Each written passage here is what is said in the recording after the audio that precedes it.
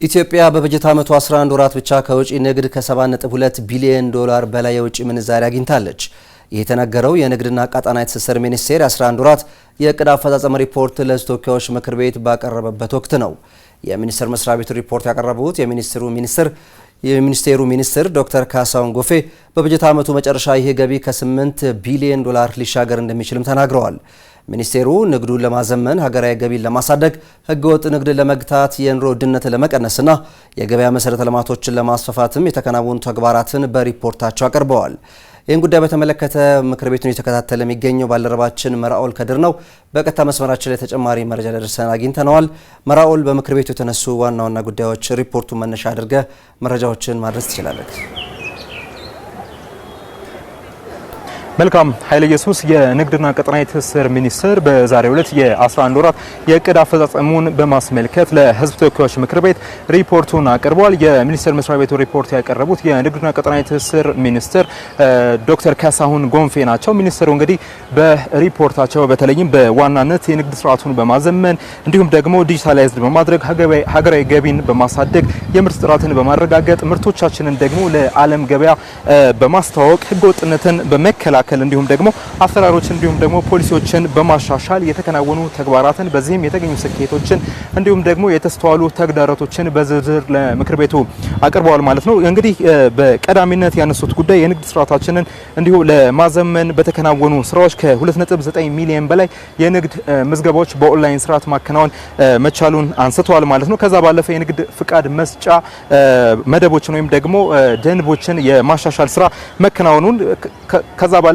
ደግሞ የኢንስፔክሽን ስራ ከተከናወነባቸው ከ2.9 ሚሊዮን በላይ የንግድ ተቋማት መካከል ከ369 ሺህ በላይ የሚሆኑት የህግ መተላለፍ የተስተዋለባቸው በመሆኑ የአስተዳደራዊ እርምጃዎች መወሰዳቸውን ከዚህ ቀደም ደግሞ ስራ አቁመው የነበሩ የተለያዩ የንግድ ማህበራት ለአብነትም እንግዲህ የፌዴራል የንግድ ድርጅቶች ማህበርና የኢትዮጵያ ነጋዴ ሴቶች ማህበርን እንደ አዲስ በማቋቋም ወደ ስራ ማስገባት የተቻለበት መሆኑን ከዛ ባለፈ ደግሞ ከውጭ ንግድ በ11 ወራት ብቻ ከ7.2 ቢሊዮን ዶላር በላይ የውጭ ምንዛሪ መገኘቱን አንስቷል። ይህ ቁጥርም እንግዲህ በበጀት አመቱ መጨረሻ ወደ 8 ቢሊዮን ዶላር ሊጠጋ እንደሚችል ተናግረዋል ማለት ነው። ይህም እንግዲህ ካለፈው አመት ጋር ሲነጻጸር ከፍተኛ ብልጫ ያለው መሆኑን ነው ሚኒስትር ዶክተር ካሳሁን ጎንፌ ያነሱት ማለት ነው። ከዛ ባለፈ አምራቾችና ሸማቾች መካከል ጤናማ የንግድ ግንኙነቶችን ለመፍጠር የገበያ መሰረተ ልማቶችን እንዲሁም ደግሞ የንግድ ሰንሰለቶችን ለማሳጠር በተከናወኑ ስራዎች ውጤቶች መገኘታቸውን እንዲሁም አንስተዋል ማለት ነው። በዚህም እንግዲህ ከ400 በላይ የሚሆኑ አዳዲስ የሰንበት የገበያ ማዕከላቶች መቋቋማቸውን አንስተዋል። በዚህም እንግዲህ ከ1493 በላይ የሚሆኑ የሰንበት ገበያዎችን በማቋቋም የህዝቡን የኑሮ ውድነት መቀነስ መቻሉን እንዲሁ አንስተዋል ማለት ነው። እነዚህ የሰንበት የገበያ ማዕከላት ከሌሎች ገበያዎች ጋር ሲነጻጸሩ የ30 በመቶ ቅናሽም እንዲሁ የሚስተዋልባቸው መሆኑን ነው ያነሱት ማለት ነው።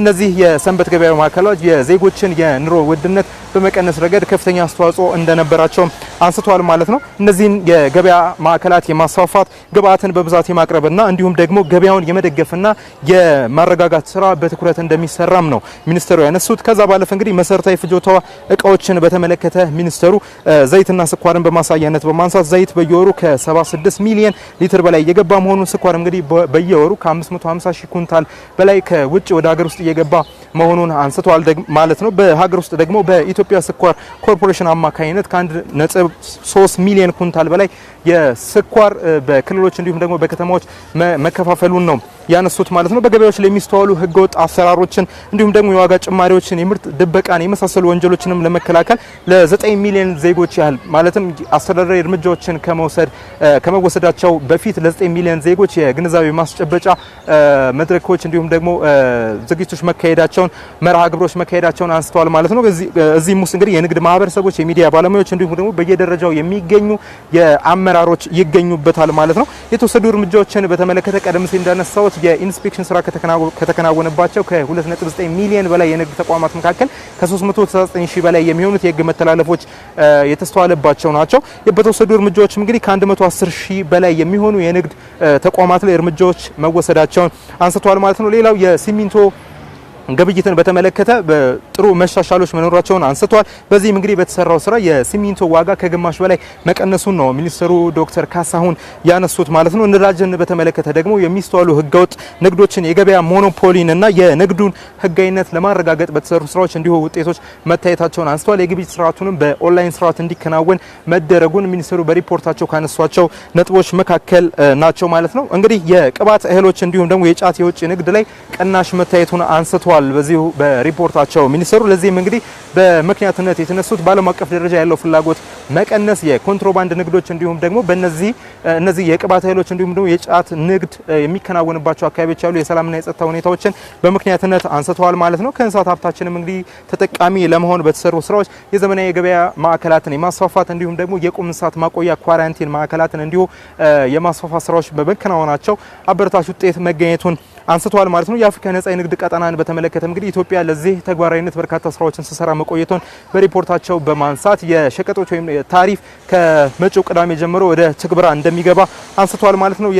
የምርት ጥራትንም እንዲሁ ለማረጋገጥ በርካታ ስራዎች መከናወናቸውን አንስተዋል። በዚህም እንግዲህ 7 ከፍተኛ ሀገራዊ ፋይዳ ባላቸው ምርቶች ላይ ወይም ደግሞ ዘርፎች ላይ ከ1869 በላይ የሚሆኑ የብሔራዊ የደረጃዎች ማረጋገጫ ስታንዳርዶች መዘጋጀታቸውን እንዲሁ አንስተዋል ማለት ነው። በመጨረሻም እንግዲህ ሚኒስትሩ በሪፖርታቸው በተለይም በእነዚህ በ11 ወራት የእቅድ አፈጻጸም ላይ የታዩ ጥንካሬዎች እንዲሁም ደግሞ የተስተዋሉ ውስንነቶችን ለማረም ሚኒስቴር መስሪያ ቤታቸው አበክሮ የሚሰራ መሆኑን ነው ቃል የገቡት ለምክር ቤቱ ማለት ነው። በዚሁ ጊዜ እንግዲህ ከምክር ቤት አባላቱ የተለያዩ አስተያየቶች እንዲሁም ደግሞ ጥያቄዎች ተነስተው ነበር። ከአስተያየቶች ለመጀመር ያህል ንግድን በማዘመን ሀገራዊ ገቢን ለማሳደግ አሰራሮችን የተለያዩ የፖሊሲ ማሻሻያዎችን በማድረግ ተግዳራቶችን እንዲሁ በመፍታት ምርትን ለተቀረው ዓለም በማስተዋወቅ የገበያ መሰረተ ልማቶችን በማስፋፋትና ህገወጥነትን በመከላከል ረገድ ኦንላይን የግብይት ስርዓቶችን በመዘርጋት ከዛ ባለፈ በኦንላይን የንግድ ምዝገባና አዲስ ስራዎችን በማከናወን የቁም እንስሳት ንግድ ላይ መሻሻሎች መታየታቸውን እንዲሁም ደግሞ ከኤክስፖርት የሚገኘው የውጭ ምንዛሬ በከፍተኛ ደረጃ ማደጉን የምክር ቤት አባላቱ በአዎንታዊ ጎን ያነሷቸው አስተያየቶች ናቸው። ከዛ ባለፈ ደግሞ የምክር ቤት አባላቱ ጥያቄዎችንም አንስተው ነበር። ይህንኑ ሪፖርቱን በተመለከተ ማለት ነው። ካነሷቸው ጥያቄዎች መካከል የተወሰኑትን ለማንሳት በብልሹ አሰራሮች ውስጥ የሚሳተፉ ሰራተኞች መበራከት፣ ከጎረቤት ሀገራት ጋር የተደረጉ የንግድ ስምምነቶች በማሳያነትም ከኬንያና ከጅቡቲ ጋር የተደረጉ የንግድ ስምምነቶች ተግባራዊነት ላይ ያሉ ውስንነቶች፣ ኦንላይን የንግድ ምዝገባና የንግድ ፍቃድ እድሳት ላይ ያለው ሲስተም ወይም ደግሞ መተግበሪያ ላይ የሚስተዋሉ መስተጓጎሎች፣ የድንበር ላይ ኮንትሮባንድ ንግዶችን፣ የኳራንቲን ማዕከላት ወይም ደግሞ የቁም እንስሳት ማቆያ ማዕከላት ላይ ያሉ የግለሰብ የሞኖፖሊ አሰራሮችን የተመለከቱ የኮንቴነር እጥረቶችን የተመለከቱ ጥያቄዎች ተነስተዋል። ለዚህም እንግዲህ የሚኒስቴሩ ሚኒስትር እንዲሁም ደግሞ የሚኒስቴር መስሪያ ቤቱ ከፍተኛ የስራ ኃላፊዎች ለምክር ቤት አባላቱ ለተነሱ ጥያቄዎች ምላሽና ማብራሪያ ሰጥተው ነበረ። ከዚህም ውስጥ እንግዲህ በተለይም የሰንበት የገበያ ማዕከላት የኑሮ ሸክምን እየቀነሱ ይገኛሉ ያሉት የሚኒስቴር መስሪያ ቤቱ ሚኒስትር ዴኤታ ዶክተር አብዱል ሐኪም ሙሉ ናቸው። እሳቸውን ባነሱት እንግዲህ እነዚህን የሰንበት የገበያ ማዕከላት ለማስፋፋት በርካታ ስራዎች እየተሰሩ መሆኑን አንስተዋል። ነዳጅን በተመለከተ ለተነሱ ጥያቄዎች ደግሞ በተለይም ድንበር አካባቢ ያሉ ማደያዎች ላይ ልዩ ትኩረት በማድረግ ክትትል እንዲሁም ደግሞ የቁጥጥር ስራ እየተከናወነ መሆኑን አንስተዋል። የተደራሽነት ጉዳይን በተመለከተ ማስተር ፕላን እየተዘጋጀ መሆኑን አንስተዋል። ይህ ማስተር ፕላን ከተጠናቀቀ በኋላ በመላ ሀገሪቱ የማደያዎችን ተደራሽ ያልሆኑባቸው አካባቢዎች ላይ የማቋቋም ስራዎች የሚከናወኑ መሆኑን አንስተዋል። በዛ ባለፈ ሰው ሰራሽ እጥረቶች እንዲሁም ደግሞ ነዳጅን የመደበቅ ሁኔታዎች እየተስተዋሉ መሆኑን አንስተዋል። ይህንንም ለመከላከል የተለያዩ እርምጃዎች እየተወሰደ መሆኑን ነው ያነሱት። ከተወሰዱ እርምጃዎች መካከል እንግዲህ ለማንሳት 560 በላይ የሚሆኑ ማደያዎች ላይ ከ250 በላይ ሰዎች ላይ የተለያዩ እርምጃዎች ተወስዷል። ከዛ ባለፈ በገንዘብ ደግሞ ከ200 ሚሊዮን ብር በላይ የሚሆኑ መቀጫ መተላለፉን አንስተዋል። ከዛ ባለፈ ከ1.2 ሚሊዮን ሊትር በላይ ነዳጅ በህገወጥ መንገድ ሲዘዋወር እንዲሁ ቁጥጥር መደረጉን አንስተዋል። ከዛ ባለፈ ከባንኮች ከኤክስፖርት አሰራር ጋር ተያይዘው በባንኮች ውስጥ ያሉ የተለያዩ አሳሪ የሆኑ ቢሮክራሲዎች ወይም ደግሞ አሰራሮችን ለመፍታት እንዲሁ ከባንኮች ጋር በቅርበት እየተሰራ መሆኑን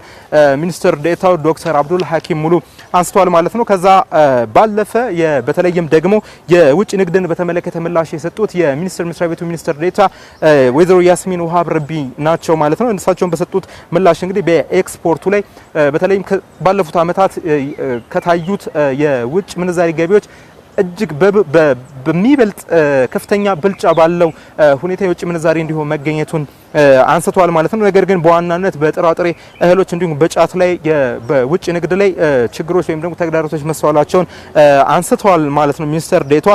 በተለይም ደግሞ በልዩነት በአኩሪ አተር ምርት ላይ እንዲሁ ከውጭ ንግድ ከዚህ በፊት ይገኝ የነበረው አንጻር ቅናሽ መታየቱን አንስተዋል። ለዚህም በምክንያትነት ያነሱት አኩሪ አተርን በግብዓትነት የሚጠቀሙ 33 ያህል የዘይት ፋብሪካዎች በሀገር ውስጥ መቋቋማቸውን ነው ማለት ነው። የቅባት እህሎችን በተመለከተ ደግሞ ከ312 ሚሊዮን ዶላር በላይ ገቢ ቢገኝም ነገር ግን አሁንም ከዚህ ቀደም ከነበረው አንጻር ውስንነት የታየበት መሆኑን አንስተዋል። ለዚህም በምክንያትነት ያነሱት የተለያዩ ሀገራት በተለይም ደግሞ ብራዚል አኩሪ አተርን በብዛት በማምረት በቅናሽ ባለው ዋጋ ለዓለም ገበያ እያቀረበች መሆኑን በምክንያትነት አንስተዋል ማለት ነው።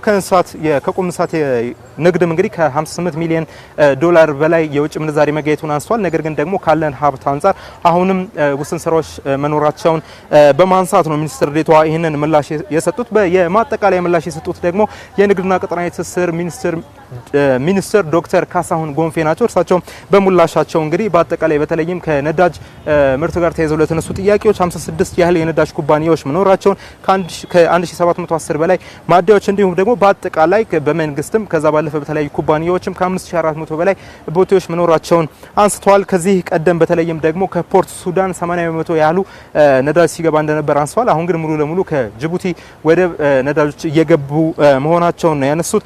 በተለይም ደግሞ ከዚህ ከነዳጅ አቅርቦት ጋር ተያይዞ ካለፉት ዓመታት አንጻር ሲታይ የ10% ብልጫ ያለው አቅርቦት እየቀረበ ቢሆንም አሁንም በተለይም ደግሞ በሀገር ውስጥ ያለው ፍላጎት በከፍተኛ ደረጃ መጨመር ጋር ተያይዞ አሁንም የአቅርቦት ውስንነቶች እየተስተዋሉ መሆኑን አንስተዋል። ነገር ግን የ10% ጭማሪ መኖሩን ነው ያነሱት ማለት ነው። ከዛ ባለፈ እንግዲህ በተለይም በመሰረታዊ የሸቀጥ ወይም ደግሞ የፍጆታ እቃዎች ላይ ያለው ድጎማ አለመቋረጡን ምክር ቤቱ እንዲረዳ ሚኒስትሩ ዶክተር ካሳሁን ጎንፌ አስገንዝበዋል ማለት ነው። ከዛ ባለፈ ከጎረቤት ሀገራት አንጻር ሲታይ አሁንም ያለው የነዳጅ ዋጋ የተሻለ መሆኑን አንስተዋል። ነገር ግን ከዚህ በኋላ የኢትዮጵያ በተለይ ሙሉ ለሙሉ ከነዳጅ ድጎማ በመላቀቋ እንዲሁም ደግሞ ከዓለም አቀፍ የነዳጅ ገበያ ጋር የተስተካከለ ዋጋን እየተከተለች እንደመሆኑ ከዚህ በኋላ የህገወጥ የነዳጅ ግብይት ይኖራል የሚል እምነት እንደሌላቸው ነው ሚኒስትሩ ዶክተር ካሳሁን ጎንፌ ለምክር ቤቱ በሰጡት ምላሽና ማብራሪያ ላይ ያነሱት ማለት ነው። ከዛ ባለፈ የማደያ ቁጥሮችን አሁንም ከማብዛት ይልቅ አቅርቦት መጠንን ማሳደግ ላይ ልዩ ትኩረት መሰጠቱን አንስተዋል። ከዛ ባለፈ ደግሞ የነዳጅ ስርቆትን ወይም ደግሞ በተለምዶ በከቦቴዎች ላይ የሚደረጉ የነዳጅ ቅሸባዎችን ለመከላከል ከኢትዮ ቴሌኮም ጋር በመሆን ሚኒስቴር መስሪያ ቤቱ አዲስ መተግበሪያ ወደ ስራ ለማስገባት በመጨረሻው ምዕራፍ ላይ መሆኑን አንስተዋል። ከዛ ባለፈ ደግሞ ከዚህ ቀደም ፍቃድ ሂደት ላይ ነበሩ ከ250 በላይ የሚሆኑ አዲስ የነዳጅ ማደያዎች ወደ ስራ እንደሚገቡ አንስተዋል።